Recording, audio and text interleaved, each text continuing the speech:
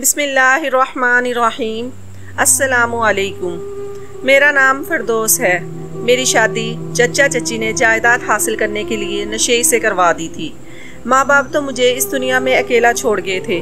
میں معصوم اس دنیا کے ستم کو خود پر برداشت کر رہی تھے۔ چچی کے ظلم کی حد تھی۔ وہ بچوں سے لے کے گھر کے کام مجھ سے نوکروں کی طرح کرواتی تھی۔ ان کی غلامی میں میں گھلتی جا رہی تھی، مگر ان شفاق لوگوں کے دلوں میں میرے لیے ذرا بھی احساس پیدا نہ ہوا۔ مجھے اس گھر سے 2 جوڑوں میں رخصت کر دیا۔ میں من میں امید لائے پیا گھر آ گئی، مگر کہتے ہیں کہ نصیب کا لکھا کبھی نہیں مٹتا ہے۔ ایسا ہی کچھ میرا نصیب تھا۔ اپنے شوہر کے گھر قدم رکھا تو معلوم ہوا ابھی آزمائش باقی ہے۔ شادی کا 1 ہفتہ کچھ پرسکون گزرا۔ میرے شوہر کی ایک بہن تھی، مگر طلاق یافتہ ہونے کی وجہ سے وہ میرے ساتھ ہی رہتی تھی۔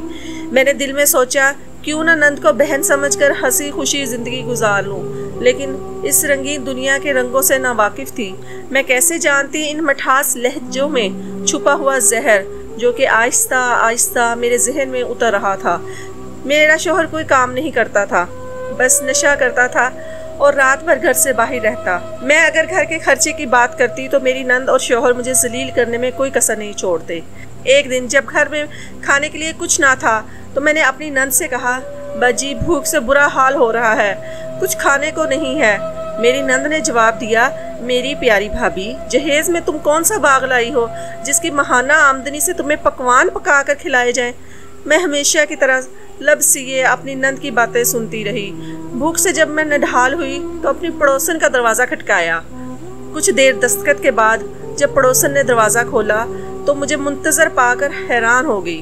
کوئی بات کرتے ہی شرمندہ تھی کہ کیسے کھانا مانگوں۔ جب پڑوسن نے دروازہ کھولا تو مجھے دیکھ کر حیران ہو گئی۔ میں کوئی بات کرتے ہوئے شرمندہ ہو رہی تھی کہ کیسے کھانا مانگوں۔ شاید میرے چہرے سے بھوک کا اندازہ لگا چکی تھی، اس لیے مجھے دیکھتے ہوئے خاموشی سے گھر کے اندر چلی گئی اور تازہ کھانا لا کر مجھے تھما دیا۔ بھوک کی تاب نہ لاتے ہوئے بے تابی سے کھانا کھاتے ہوئے میں گھر آ گئی، مگر گھر میں قدم رکھتے ہی اندازہ ہوا کہ میں نے کتنی بڑی غلطی کر چکی ہوں۔ میری نند، میرا شوہر دروازے پر میرا منتظر تھا۔ جیسے ہی میں گھر میں داخل ہوئی، میری نند نے مجھے بالوں سے پکڑ کر فرش پر دے مارا۔ میں درد سے بلبلا اٹھی۔ تب ہی اچانک میرے شوہر نے مجھ پر تھپڑوں کی بارش کر دی اور ان واروں کی شدت برداشت نہ کرتے ہوئے میں بے ہوش ہو گئی۔ مجھے کوئی ہوش نہ رہا، میں کہاں ہوں۔ ہوش آنے پر مجھے معلوم ہوا کہ بس کھانا مانگنے پر یہ سزا مجھے ملی تھی۔ مجھے اب اس بات کی عادت ہو گئی تھی۔ میں اپنا نصیب سمجھ کر یہ سب قبول کر چکی تھی۔ وقت کا کام ہے گزرنا۔ وہ اپنی رفتار سے گزر رہا تھا، مگر میرے مقدر کی رسوائی وہیں اٹکی ہوئی تھی۔ وہی مار دھاڑ، وہی تانے، مگر اس گزرتے وقت نے مجھے صبر کی صفت سے ملا دیا تھا۔ مجھے اب اپنے شوہر اور نند کے کچھ کہنے سے کوئی فرق نہیں پڑتا تھا، مگر ہونے کو کچھ اور ہی منظور تھا۔ ایک دن میں چھت پر کپڑے سکھا رہی تھی تو ہمارا ہمسایہ چھت پر کھڑا تھا۔ مجھے اس بات کا دھیان نہیں رہا، مگر میری نند نہ جانے کیسے چھت پر آ گئی اور زور زور سے چیختے ہوئے میرے شوہر کو بھی چھت پر بلا لیا۔ میں یہ صورتحال سمجھنے سے قاصر تھی۔ تب اچانک میرے شوہر کے تھپڑ نے میرے ہوش ختم کر دیے۔ تب میری نند بولی، ارے بھائی مارتے کیوں ہو اس گند کو؟ یہ مارنے سے تھوڑا قابو آئے گی۔ یہ تو میں چلی گئی چھت پر، ورنہ پتہ نہیں کیا کیا اشارے کرتی اس ہمسائے کو۔ تبھی تو وہ لوگ اس کا احساس کرتے ہیں۔ یہ ان کو بتاتی ہوگی کہ میرا شوہر اور نند مجھ پر ظلم کرتے ہیں۔ ہائے کیا عزت رہ گئی ہماری اس محلے میں۔ میرے اوسان خطا ہو گئے کہ یہ سب میری نند کیا بول رہی ہے، ایسا کچھ بھی نہیں تھا۔ نہ جانے کیوں وہ جھوٹ بول رہی ہے۔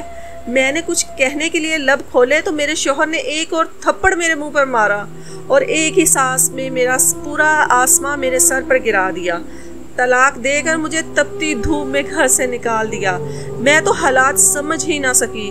یہ سب اتنی جلدی میں ہوا کہ اب مجھ سے سخت نہیں تھی کہ کچھ بھی برداشت کر سکوں۔ میں ایک درخت کے کنارے بیٹھ گئی، کچھ دیر وہیں بیٹھی رہی۔ جب مجھے احساس ہوا کہ سامنے موجود لوگ مجھے عجیب عجیب نظروں سے دیکھ رہے ہیں، میں فوراً وہاں سے کھڑی ہوئی اور تیزی سے قدم بڑھاتے ہوئے شام تک چچا کے گھر چلی گئی۔ यहाँ एक और محاذ میرے لیے منتظر تھا۔ چچی نے جو منہ میں آیا وہ کہا۔ میں کوئی جرم نہ کرنے کے باوجود بھی چوروں کی طرح سر جھکائے سب سنتی رہی۔ 2 دن تک چچی نے مجھے کھانے کے لیے کچھ نہ دیا۔ یہ گھر میرے ابو کا تھا، مگر چچی نے اس گھر کے راستے میرے لیے بند کر دیے تھے۔ وہ مجھ سے نفرت کرتی تھی، اسی لیے انہوں نے سب کچھ پتہ ہونے کے باوجود میری اس مرد سے شادی کروا دی جو ایک نشئی تھا۔ میری عدت مکمل ہوئی تو چچی کو پھر سے مجھے گھر سے نکالنے کا جن چڑھ گیا۔ میرے لاکھ منع کرنے کے باوجود چچی نے میری شادی حامد سے کروا دی۔ رخصتی کے وقت چچی نے مجھ سے گلے ملتے ہوئے کہا کہ اگر اب تم منہ کالا کر کے ہمارے گھر کی دہلیز پر واپس آئی تو یاد رکھنا ٹکڑے ٹکڑے کر دوں گی تمہارے۔ میں خاموشی سے خون کے آنسو پیتی ہوئی حامد کے گھر آ گئی، مگر امتحان ابھی بھی باقی تھا۔ حامد کماتا تھا، خوش شکل بھی تھا اور نشہ نہیں کرتا تھا، مگر مجھے کسی سے بھی بات کرنے کی اجازت نہیں دیتا تھا۔ یہ اس کا ایک اصول تھا کہ گھر کیا چھت تک جانے کے لیے مجھے اس سے پوچھنا پڑتا تھا۔ میں کچھ مطمئن تھی، مگر یہ سب ایک سراب تھا۔ وقت گزرنے کے ساتھ ساتھ مجھے اندازہ ہو گیا کہ حامد تو میری سوچ سے زیادہ چالاک ہے۔ وہ مجھے گھر کی 4 دیواری میں بھی سکون سے نہیں رہنے دیتا تھا۔ وہ گھر کو تالا لگا کر جاتا۔ اکثر کام سے واپسی پر وہ پہلے گھر کے باہر آ کر کھڑے ہو جاتا، پھر گھر پر نظر رکھتا اور آرام سے گھر کا تالا کھول کر گھر میں داخل ہوتا۔ مجھے باورچی خانے یا صحن میں بیٹھا دیکھ کر بولتا، لگتا ہے تمہیں میرے آنے کا علم ہو گیا تھا، اسی لیے تو ایسے حاضر بیٹھی ہو۔ میں خاموشی سے اس کی باتیں سنتی، کہتی تو کیا کہتی۔ حامد بھی مجھے طلاق دے کر گھر سے نکال دیتا اور چچی کے کہے گئے الفاظ میرے دل و دماغ میں گردش کرتے تھے۔ حامد بھی طلاق دے کر اگر مجھے گھر سے نکال دیتا تو چچی کے جو الفاظ تھے وہ میرے دل و دماغ میں گردش کرتے تھے۔ میں کوئی بھی قدم نہیں اٹھا سکتی تھی، اس لیے لب سیکھ کر بیٹھی تھی۔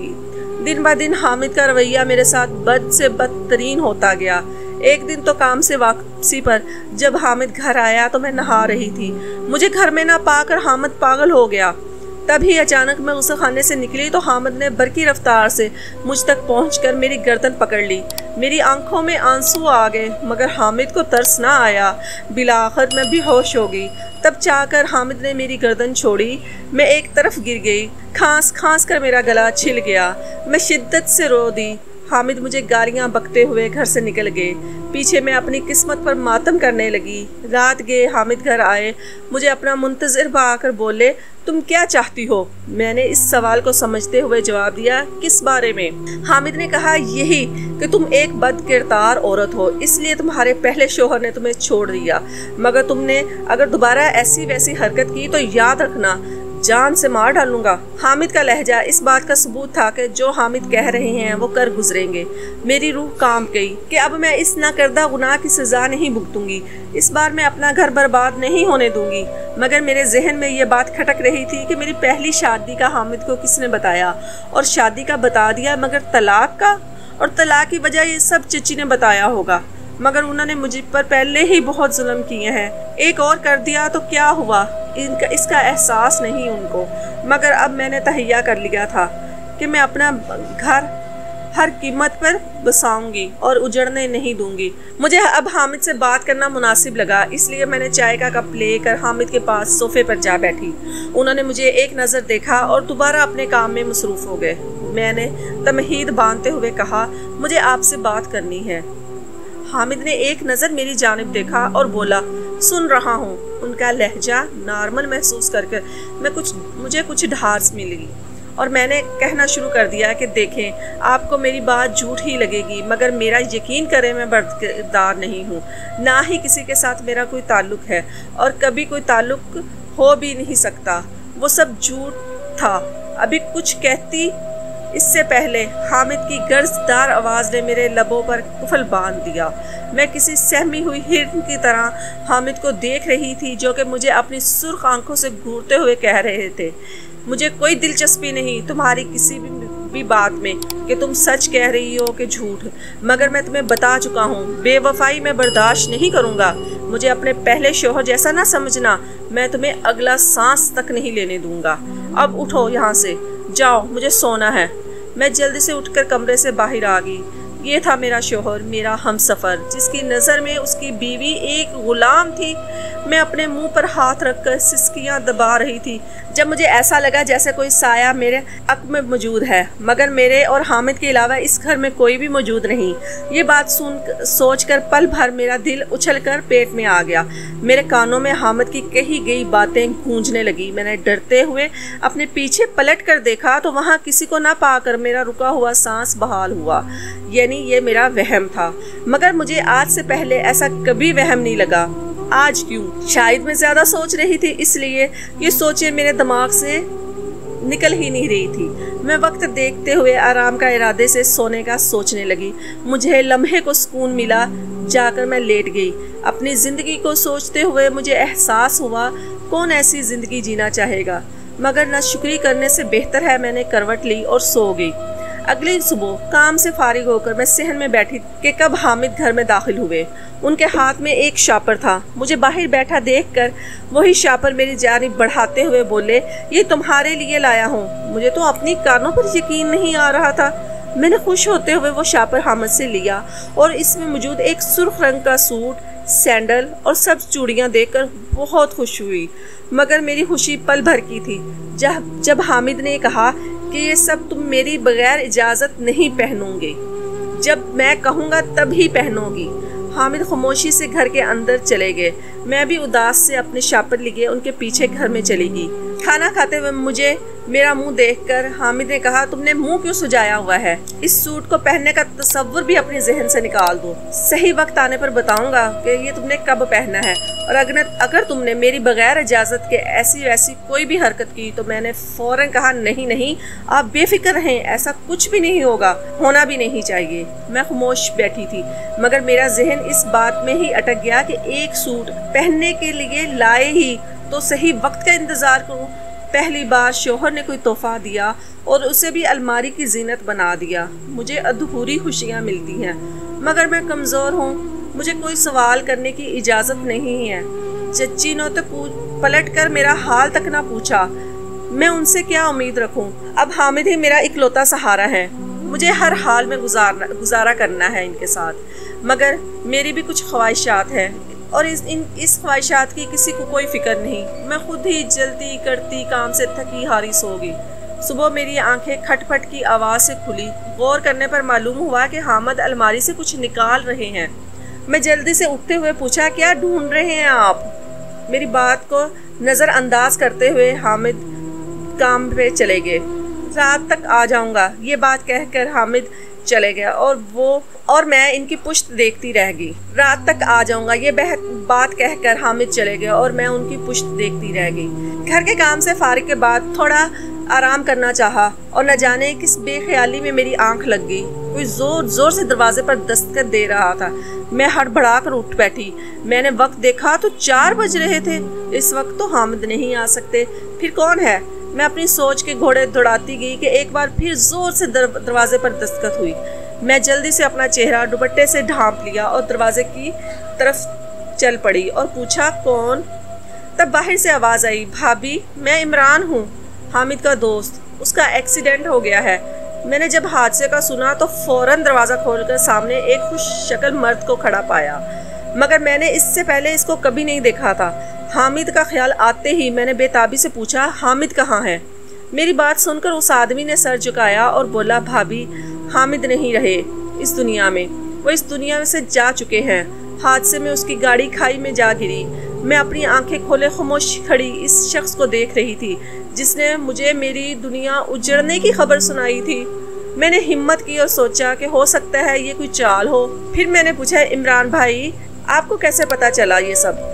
मेरी बात सुनकर उसने कहा, भाभी, मैंने और हामिद ने आज शहर से बाहर काम पर जाना था, मगर मेरे पास मोटरसाइकिल थी, इसलिए हामिद गाड़ी में चले गए।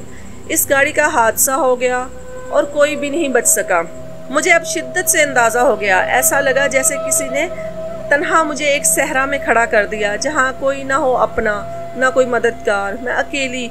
मुझे अचानक चक्कर आए और मैं हालात से बेखबर होकर बेहोश हो गई। मुझे जब दोबारा होश आया तो मोहल्ले की कुछ औरतें मेरे इर्द गिर्द मौजूद थीं। एक बुजुर्ग औरत ने मुझे अपने गले लगाया तो मुझसे रहा ना गया और अपना ज़ब्त खो बैठी। इतना रोई कि नढाल हो गई। قسمت کے اس ظلم پر مجھے صبر نہیں آ رہا تھا۔ میں اپنا ٹوٹا پھوٹا وجود لے کر کمرے میں بیٹھی تھی جب چچی مصنوعی بینڈ ڈالتی ہوئی مجھ سے لپٹ گئی۔ ہائے میری پھول سی بچی، اتنی سی عمر میں بیوہ ہوگی، اس کی تو قسمت ہی خراب ہے، پہلے طلاق کا دھبا اور اب بیوگی کا۔ ہائے، مجھے اس وقت سے اپنا ہوش نہیں تھا۔ چچی کے رونے کا کیا جواب دیتی، مگر میں خاموش تھی اور اب سوچ رہی تھی کہ کیا ہوگا میرا خود کا انجام۔ سوچتے ہوئے میں ایک بار پھر رو پڑی کہ کیا باقی تھا اب میری زندگی میں۔ حامد تو چلے گئے، یہاں مجھے تنہا کر گئے۔ میں اپنے نصیب کو کوس رہی تھی جب چچی میرے پہلو میں آ کر بیٹھی اور بولی، اے فردوس، بس کر، کتنا روئے گی، میری بات دھیان سے سن۔ تیرے میاں کے کچھ رشتہ دار تھے جو کہہ رہے تھے کہ اس کی جائیداد ہے، تو اکیلی ہے، تو کیا کرے گی دولت کا؟ تو بلکہ خوش ہو، اس شکی پاگل نفسیاتی انسان سے تیری جان چھوٹ گئی۔ اب تو اپنی مرضی کی زندگی گزار لینا، تو بے فکر رہ، تیری چچی تیرے ساتھ ہے نا، تیرا خیال رکھے گی۔ تو اب ساری زندگی میرے ساتھ رہی، یہ گھر وغیرہ بیچ دے، کیسے جوان جہاں یہاں اکیلی رہے گی۔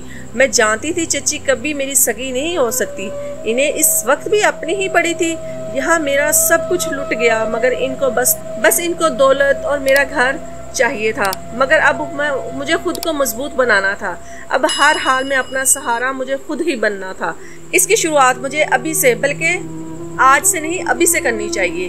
چچی آپ بے فکر رہیں، میں یہاں اپنے شوہر کے گھر میں اکیلی نہیں ہوں، ان کی یادیں ہیں میرے پاس، زندگی گزر جائے گی، اور آپ بس دعا کریں اللہ مجھے آپ کے در پر نہ لائے۔ میرا شوہر شکی تھا یا جیسا بھی تھا، مگر میرے لیے تو بہت اچھا تھا۔ امید ہے آئندہ آپ میرے معاملات میں دخل اندازی نہیں دیں گی۔ چچی کو شاید مجھ سے اس بات کی توقع نہ تھی، اس لیے اپنا منہ بنا کر وہ چلتی بنی۔ مجھے بھی اب ان کی جھوٹی ہمدردیوں کی کوئی ضرورت نہیں تھی۔ محلے کی کچھ بزرگ خواتین نے مجھے صبر کرنے کی تلقین دی اور چلی گئی۔ اب میں تھی اور میرا تنہا وجود اور حامد کا گھر۔ میں ٹیک لگائے بیٹھی تھی جب میرے بے قرار دل نے چاہا کہ حامد کا لمس مل جائے۔ میں تڑپ کر اپنی لماری میں سے وہ شاپر نکالا جس میں میرا لایا ہوا حامد کا آخری اور پہلا تحفہ تھا۔ میں اس سوٹ کو خود سے گلے لگا کر بہت روئی، وقت گزرنے کا پتہ نہیں چلا۔ ایک ہفتے تک میں نے حامد کی یادوں کے سہارے جینے کی کوشش کی۔ ایک دن میں صحن میں بیٹھی حامد کے لیے دعائیں کر رہی تھی کہ اچانک ایک بچی میرے پاس آئی اور بولی، یہ آپ کے لیے ہے۔ اس نے ایک خاکی لفافہ میری جانب بڑھا دیا۔ میں نے وہ لفافہ لے کر ایک طرف رکھ دیا اور خود باورچی خانے میں چلی گئی۔ کام وغیرہ کر رہی تھی، دن گزر گیا، میں اس لفافے کو سرے سے ہی بھول گئی۔ اگلے دن جب میں صحن کا جھاڑو لگا رہی تھی تو میں نے نظر اس لفافے پر گئی۔ میں نے یاد کیا کہ کل یہ مجھے ایک بچی پکڑا کر گئی تھی، لیکن میں نے اس کو وہیں چھوڑ دیا تھا۔ میں نے جھاڑو کو ایک طرف رکھا اور اس لفافے کو کھولا، اور اس میں ایک خط تھا۔ اس خط کو کھول کر پڑھتے ہوئے میری آنکھیں پھٹ جانے کی حد تک کھل گئی۔ مجھے اپنی ٹانگوں پر کھڑا رہنا مشکل لگا۔ میں فوراً بیٹھ گئی۔ یہ سب کیا تھا؟ میں خط کو ایک طرف رکھ کر دیوانہ وار گھر سے باہر بھاگی۔ ارد گرد والے لوگ مجھے حیرت سے دیکھنے لگے، مگر مجھے کسی کی فکر نہ تھی۔ آخر کار میں اپنی منزل کے سامنے تھی، مگر میرا تنفس بے ترتیب تھا۔ دل برقی رفتار سے دھڑک رہا تھا، جسم میں کپ کپ کی آوازیاں تھی۔ مجھے میری آنکھوں پر یقین نہیں آ رہا تھا، میری آنکھیں نم تھی۔ تب ہی اچانک میں نے دوڑ لگا دی اور فوراً جا کر حامد کے سینے سے جا لگی۔ کافی وقت گزر گیا، حامد نے مجھے خود سے جدا نہ کیا اور میری آنکھوں کے نم کناروں کو اپنے ہاتھوں سے صاف کرتے ہوئے بولے، بس اب بہت رو لی تم۔ اور ادھر حامد میرا ہاتھ تھام کر ایک کار میں بیٹھ گئے۔ میں نے کچھ بولنا چاہا، مگر اس سے پہلے ہی حامد بولے، کچھ نہیں بولنا، ابھی میں سب بتا دوں گا، تمہاری ساری الجھنوں کو سلجھا دوں گا۔ میں مطمئن سے آنکھیں موند گئی۔ یہ سب ایک خواب معلوم ہو رہا تھا، مگر میں پرسکون تھی۔ شاید بے چینی کی وجہ سے مجھے آج سکون کی نیند آ گئی۔ دوبارہ حامد کے جگانے پر میں اٹھ بیٹھی اور سوالیہ نظر سے حامد کو دیکھنے لگی۔ پھر میری ارد گرد نظر گئی تو مجھے احساس ہوا کہ میں جنت میں آ گئی ہوں، چاروں اور سمندر ہی سمندر۔ میں اس منظر میں کھو سی گئی۔ تب اچانک حامد نے اپنا ہاتھ میرے آگے کیا، جسے تھام کر میں حامد کے ساتھ سمندر کی لہروں کی جانب چل دی۔ جانتا ہوں تمہارے دماغ میں بہت سوال ہے، بس اتنا جان لو کہ اب ہم دونوں ایک دوسرے کی مکمل دنیا ہے۔ سارے دوگلے رشتے پیچھے چھوڑ آئے ہیں ہم، तुम्हारी चची ने बहुत कोशिश की तुम्हारे खिलाफ भड़काने की और एक दिन तुम्हारी साबका शोहर से मिलवाते हुए कहा, हामिद इससे मिलो और पूछो कि कैसी थी फिरदौस और उसको कैसे इसने रंगे हाथों पकड़ा था। मगर इससे पहले तुम्हारी चची कुछ कहती वो इंसान बोला कि नहीं हामिद भाई, ये एक गलत फहमी थी। मैंने फिरदौस के साथ जुल्म किया, उसको बेफजूल सज़ा मिली। वो बहुत बाकिरदार और नेक थी। आप किसी की बातों में आकर अपना घर बर्बाद ना करना। इस दिन मैंने फ़ैसला कर लिया कि अगर इन लोगों के दरमियान रहूँगा तो कभी खुश और अच्छी ज़िंदगी नहीं गुजार सकता। ये सब तमाशा था और अब मुझे किसी रिश्ते का खौफ नहीं। तुम हो और मैं हूँ, बस अब हमारी एक अलग दुनिया होगी। मुझे उम्मीद है तुम मुझे माफ़ करके मेरे साथ अच्छी ज़िंदगी गुजारोगी। मैं वादा करता हूँ तुम्हें कभी कोई तकलीफ़ नहीं दूँगा। हामिद की बातें सुनकर मैं मुस्करा दी और इनके हम कदम चलते हुए हर सवाल का जवाब दे गई थी। आज हामिद और मेरा 5 साल का बेटा है। मैं बहुत खुश हूँ। आज हामिद की पसंद के मुताबिक उनका लाया हुआ सुर्ख सूट पहन बैठी हूँ। वो ज़िंदगी जिसका तसव्वुर मैंने ख्वाब में किया था, हामिद ने अपने वादे के पक्के निकले और मुझे हर खुशी दी।